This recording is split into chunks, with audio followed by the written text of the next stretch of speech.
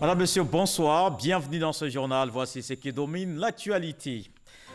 Le président de la République Alassane Ouattara est en Arabie Saoudite depuis ce samedi.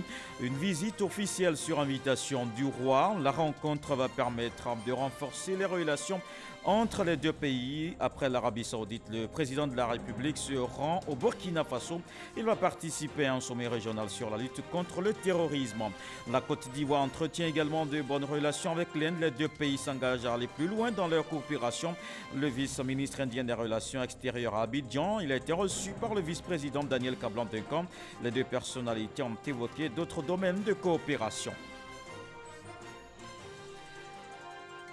1-0, les éléphants espoirs de Côte d'Ivoire tombent face au Sili national de Guinée. C'était le troisième et dernier tour des éliminatoires de la CAN U23. Les pachydermes ivoiriens peuvent rebondir. Le match retour prévu le mardi 10 septembre à Conakry. Le président de la République est arrivé aujourd'hui à Jeddah. Alassane Ouattara répond à une invitation du roi d'Arabie Saoudite. Il s'agit d'une visite officielle les 8 et 9 septembre. Cela s'inscrit dans le cadre du renforcement de la coopération entre les deux pays. Viviane Aïmé. Jeddah, deuxième ville de l'Arabie Saoudite et porte d'entrée de la Mecque, lieu saint de l'islam. C'est au pavillon royal de l'aéroport international King Abdelaziz que l'avion présidentiel ivoirien, avec à son bord le président de la République Alassane Ouattara, a atterri à 20h40, heure d'Arabie Saoudite.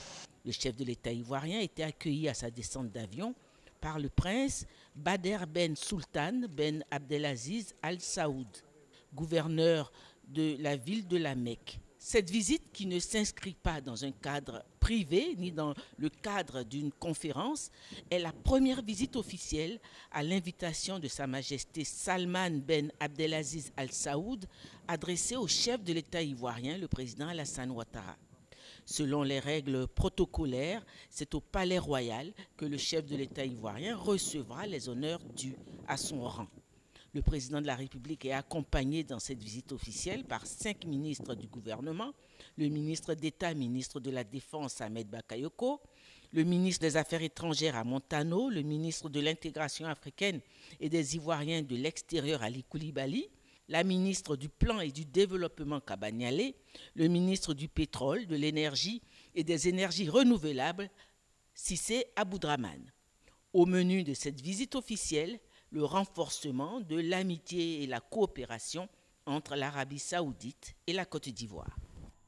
Une autre coopération, l'Inde et la Côte d'Ivoire ensemble pour le développement. Le vice-ministre indien des Relations extérieures était hier en visite en Côte d'Ivoire. Il a échangé avec le vice-président de la République. Les deux personnalités ont parlé du renforcement de leur coopération. Des détails avec Marma Traoré. C'est une visite de 24 heures qui confirme la bonne santé des relations entre Yamoussoukro et New Delhi. Sujet largement évoqué lors de la rencontre entre le vice-président de la République Daniel Kablan-Duncan et le vice-ministre indien des Relations extérieures.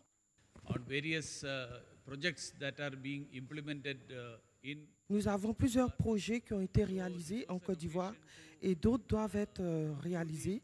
C'est la raison pour laquelle nous avons fait un tour d'horizon de toutes ces questions. Monsieur le vice-président nous a fait savoir que nous avons renforcé notre coopération au niveau commercial. Nous avons atteint 1 milliard de dollars américains. Mais monsieur le vice-président nous a fait savoir que nous pouvons faire davantage, c'est-à-dire doubler ou tripler cette somme.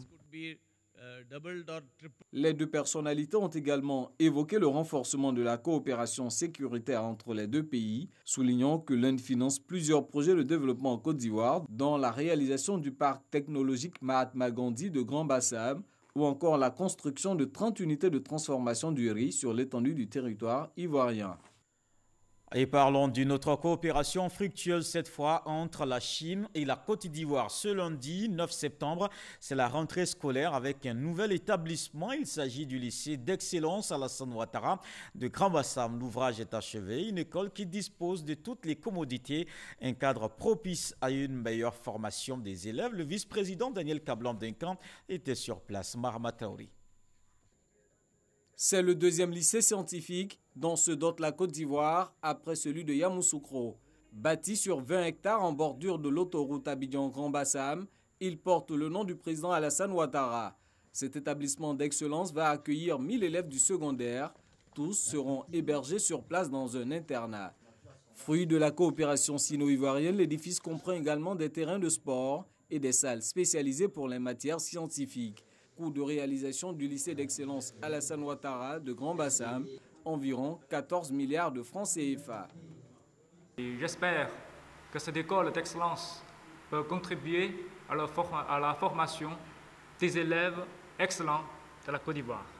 Nous sommes en train de tout mettre en œuvre pour choisir pour cet établissement les meilleurs de nos personnels. Chefs d'établissement, censeurs, éducateurs, enseignants. Nous prenons l'engagement, monsieur le vice-président, de faire en sorte que cet établissement demeure un établissement d'excellence qui produise un capital humain excellent, compétent pour bâtir la Côte d'Ivoire émergente dont vous et le président de la République vous rêvez pour les Ivoiriens. Pour être admis dans l'un des 2 cycles de ce lycée, l'élève doit avoir au minimum 14 de moyenne. Les meilleurs profils sont ensuite sélectionnés par le ministère de l'Éducation nationale. Pour cette première année scolaire, 300 élèves seront affectés dans ce lycée d'excellence, 160 en 6e et 140 en classe de seconde. Nous sommes heureux de la qualité des prestations non fournies par la République populaire de Chine. Il s'agit surtout donc d'avoir des élèves de qualité et surtout aussi d'aider les élèves modestes, disons de couches sociales modestes, de manière à permettre donc de faire de bonnes études et surtout s'ils sont méritants. C'est surtout le mérite qui est donc à donner ici. Je suis certain que ce joyau, vous en ferez donc un centre de qualité au niveau de l'enseignement qui sera fait. L'État ne compte pas s'arrêter là, en projet notamment la construction de 12 autres lycées d'excellence sur l'étendue du territoire national. Le nouveau ministre de la Sécurité et de la Protection civile prend fonction. Une passation de charge, c'était ce matin. Sidiki Diakité, nommé ministre de l'administration territoriale et de la décentralisation, passe la main au général Vagondo Diomandé. Il exhorte au travail pour relever les défis. Konaté Moussa. Sidiki Diakité, ex-ministre de l'Intérieur et de la Sécurité, cède le volet sécurité de son administration à Vagondo Diomandé, nouveau ministre de la Sécurité et de la Protection civile. À la passation de charge, le désormais ministre de l'Administration, du Territoire et de la Décentralisation rend hommage à ses anciens collaborateurs, notamment la police nationale. Il transmet également ses encouragements au nouveau ministre. Vous héritez d'un département dont les attributions vous engagent et vous placent au centre de la vie des populations à travers la sécurisation des biens et des personnes, ainsi que la protection des libertés publiques. Vos qualités professionnelles et votre longue carrière militaire vous donnent le profil idéal pour assumer ces hautes charges que le président de la République vient de vous confier. Nous sommes persuadés que ces missions seront conduites avec succès. Exprimant sa gratitude au chef de l'État et au Premier ministre, le ministre Vagondo Diomandé exhorte ses futurs collaborateurs au travail. Les enjeux sont importants. Ils sont connus et on pourrait les résumer dans les points suivants.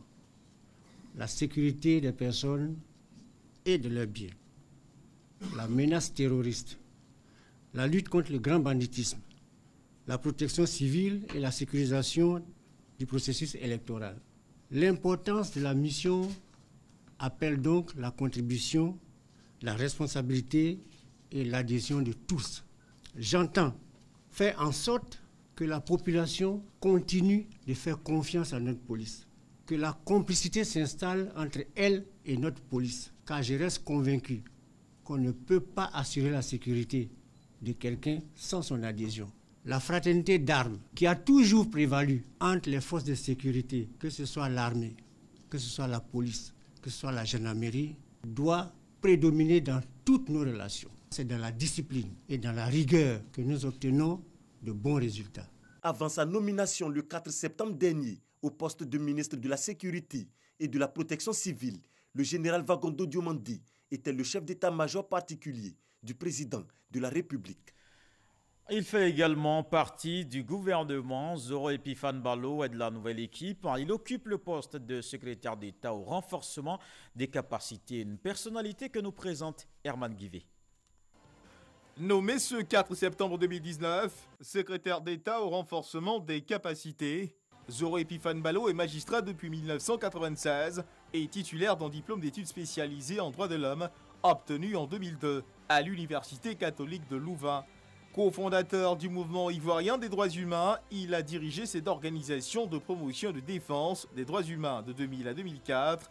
Entre 2004 et 2011, il sert en République démocratique du Congo comme coordonnateur du projet Restauration progressive du système judiciaire pénal dans le cadre d'un programme de l'Union européenne, puis représentant résident de Carter Center pour la mise en œuvre du programme Droits de l'homme et coopération technique judiciaire de cette organisation américaine.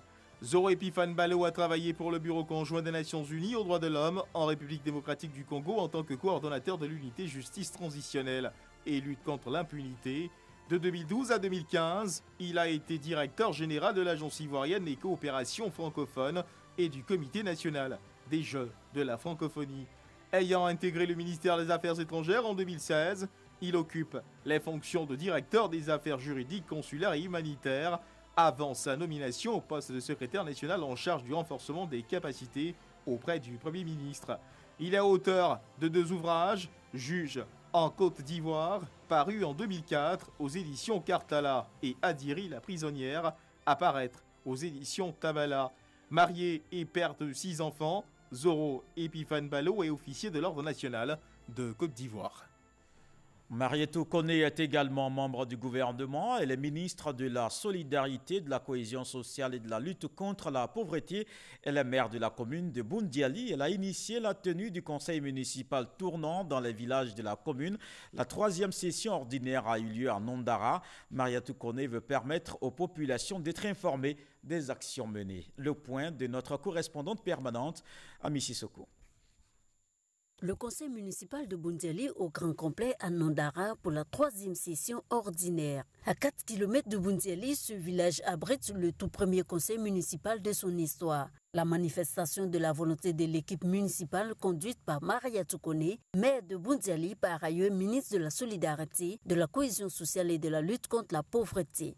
Objectif, rapprocher l'institution de ses administrés. Ainsi, les populations auront l'occasion d'être informées des actions menées par leur conseil municipal et de suivre de manière transparente la gestion de leur commune. Une démarche qui rassure cadres et population. Le conseil a permis à la population tout entière de savoir ce que c'est exactement le rôle d'une mairie. Lorsque la municipalité, à travers Madame le maire, s'est exprimée, la population a clairement compris la nécessité de payer les taxes. La 3e session ordinaire du conseil municipal à Nondara a validé plusieurs projets pour la période 2020-2022, notamment la réhabilitation et l'équipement en tabant de plusieurs écoles primaires, la réhabilitation de la maternité et des logements de sages-femmes du quartier Bel Air de Boundiali et l'extension du réseau électrique dans différents quartiers et villages de la commune. Nous avons pris l'engagement d'apporter ou d'améliorer le niveau de développement de notre commune. Et c'est ce que nous essayons de faire. Aujourd'hui, nous sommes à moins d'1 an de notre prise de fonction, mais nous pouvons déjà remarquer que 3 des 4 villages de la commune sont connectés au réseau électrique national. Il reste donc Nondara. Et je voudrais rassurer mes parents de Nondara pour dire que d'ici fin octobre, Nondara sera connecté. Les populations ont témoigné leur reconnaissance à la maire Marietou Koné. La 4e session de la municipalité de Boundiali se tiendra à Niagnon avant la fin de cette année. Et l'actualité politique est marquée par cette rencontre, la tenue du dialogue social. Plusieurs partis politiques d'opposition ont échangé avec le ministre de l'administration du territoire et de la décentralisation. Le PDCI a participé aux discussions. Ils ont parlé de la composition de la commission électorale indépendante. Le point avec Éric Gori. Le gouvernement de Côte d'Ivoire et une partie de l'opposition assis à la même table pour débattre sur leurs divergences autour de la question de la commission électorale indépendante CEI. La partie gouvernementale est représentée par le ministre de l'administration du territoire et de la décentralisation, Sidiki Diakité. En face, le PDCI et ses alliés, l'URD, l'USD et le RPP. Au terme des échanges, Daniel Boni-Clavry s'est exprimé au nom de l'opposition. Pour elle, il y a espoir. Ce que nous retenons, et nous en remercions infiniment Monsieur le ministre de l'Intérieur, c'est qu'il a exprimé la volonté du président de la République, mais également du gouvernement, de pouvoir poursuivre des discussions sur tous les autres aspects. Parce qu'il y a la commission électorale, il y a le code électoral, le découpage, etc., etc., tout le processus. Et le gouvernement manifeste une volonté de vouloir vraiment faire appel à toutes les sensibilités pour que nous puissions essayer de trouver ensemble des consensus. Mais il est évident que négociation, ça veut dire que chacun doit faire un pas en avant vers l'autre. Donc nous sommes extrêmement ouverts, nous restons totalement disponibles et nous remercions infiniment le gouvernement d'avoir manifesté cette volonté. La main qui a été tendue, nous la saisissons. Après le Front populaire ivoirien et d'autres partis d'opposition, c'est au tour du PDCI-RDA et ses alliés d'échanger avec le gouvernement en vue de trouver des solutions idoines pour un climat de paix en Côte d'Ivoire. Et l'actualité politique, c'est aussi cette tournée d'information du coordonnateur régional du RHDP du handball, Aboubakari Koulibaly, appelle à soutenir les actions de développement du chef de l'État, les populations invitées à la cohésion sociale. Kwadio Kwame. Saisissant l'occasion de la journée socioculturelle de Kaniéméné, le député de Dabakala, Aboubakari Koulibaly, par ailleurs coordonnateur du RHDP de la région du Yambol, a offert du matériel biomédical et 10 tonnes de ciment à la mutuelle du village. Le même geste est répété à Kawolo par Koulibaly Aboubakari. Le parrain de la sortie officielle de l'association des ressortissants de la sous-préfecture de Bassawa a également fait don de matériel biomédical. Le total des dons est évalué à 10 millions de francs CFA, dont s'inscrivant dans le cadre de l'année du social du gouvernement. S'appuyant sur le thème de la cérémonie, qui est paix et cohésion sociale, le vice-président Sina Fofana a invité les forces vives du terroir à mutualiser les efforts pour le développement de Bassawa. Koulibaly Aboubakari, coordonnateur du RHDP de la région du Hambol, invite le tout d'Abakala à soutenir le président de la République pour ses actions de développement dans la région. Régulièrement, nous venons vers nos parents pour nous enquérir de leur état, les écouter, voir un peu aussi l'évolution des programmes initiés par le gouvernement. Nous avons pu constater l'évolution effective des travaux d'électrification qui sont achevés. Le groupe Kaolo a été mis sous tension avant-hier. C'était un événement important pour ce groupe qui est resté vraiment depuis l'indépendance sans électrification. Nous avons pu constater aussi l'avancement des travaux de postes transporteurs qui est en cours et aussi l'état de dégradation de certaines voies qui ont été déjà reprofilées pour que nous puissions les faire prendre en compte dans le prochain PNR. L'insertion socio-économique des jeunes et la réhabilitation de l'EPP Yaradougou constituent les réelles préoccupations des populations. Et on parle de développement local encore. 2 ambulances médicalisées pour Issia, une dotation du Premier ministre, une réponse à la demande de la Fédération des ressortissants d'Issia en France, une action saluée par le coordonnateur des générations gagnantes pour le Haut-Sassandra, un soulagement pour les populations, nous dit Walter Madou Ouattara. Issia, ville située dans le centre-ouest de la Côte d'Ivoire, précisément dans la région du Haut-Sassandra. Dans cette localité, les populations n'ont d'autre choix que d'emprunter les véhicules de fortune pour évacuer leurs malades et blessés dans les différents centres de santé. Pour pallier la situation, la FEDIF, Fédération des ressortissants d'Issia en France, a sollicité auprès du Premier ministre Amadou Gon Coulibaly, parrain du mouvement Génération Gagnante, l'octroi de 2 ambulances neuves aux populations.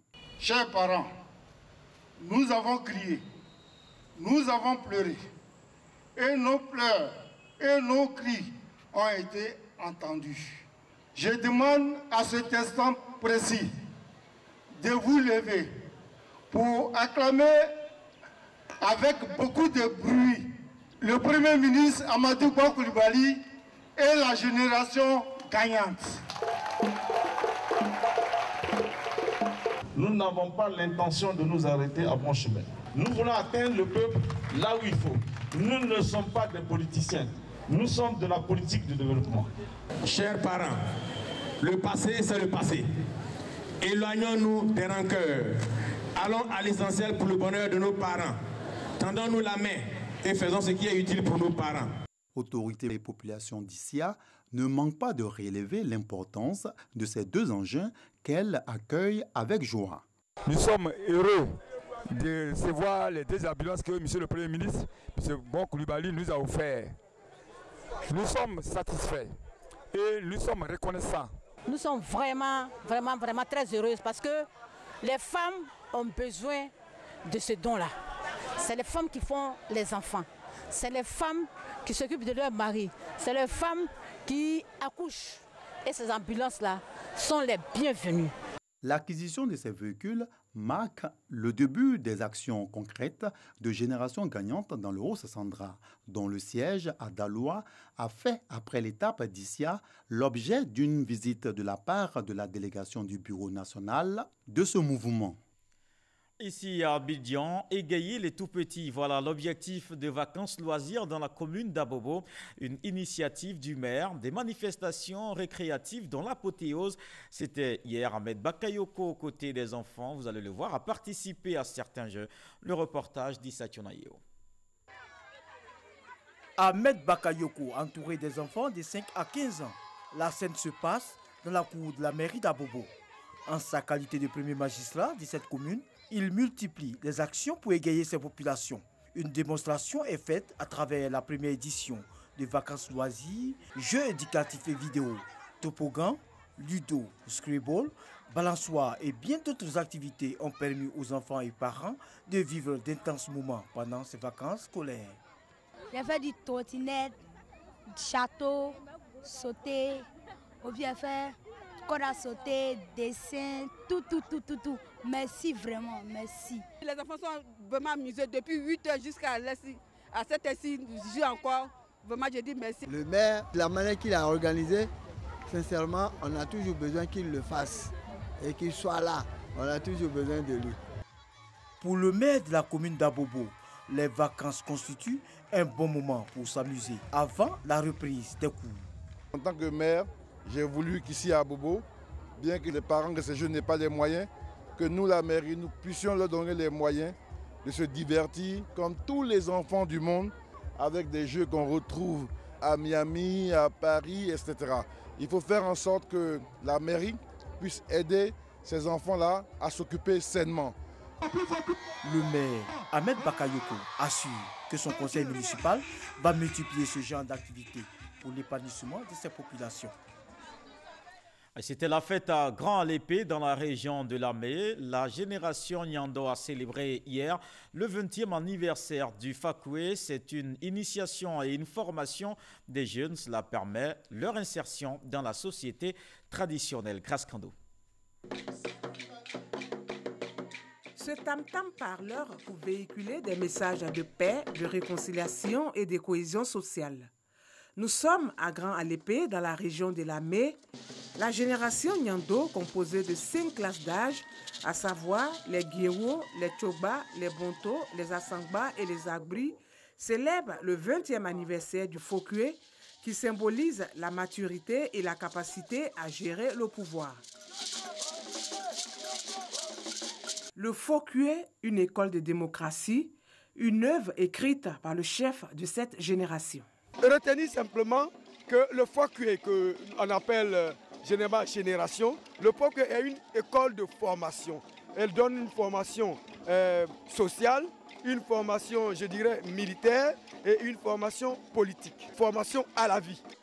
Le 20e anniversaire de la génération Nyando est aussi l'occasion de faire un bilan. Pour la génération Nyando, c'est essentiellement de réaliser des travaux d'assainissement des rues du village. En 2015, notre projet a été inscrit au PPU et nous avons bénéficié d'1,7 km de caniveau. Les travaux sont encore en cours. Beaucoup a été fait. Parrain du 20e anniversaire de la fête du Faux-Cué à Grand-Alépé, le ministre de la fonction publique a été fait dignitaire honoraire du village avec pour nom Yapi Yapi. Le général Issa Coulibaly exhorte ses filleuls à s'attacher à la tradition. Restez fidèles à nos traditions dans ce qu'elles ont de positif, parce qu'elles nous enseignent comment nous tenir, elles nous enseignent la morale, elles nous enseignent le civisme. Un peuple qui n'a pas de culture est un peuple sans âme et donc un peuple qui navigue à vue. Le parcours initiatique de la génération Nyando de Grand-Alépé a duré 16 ans.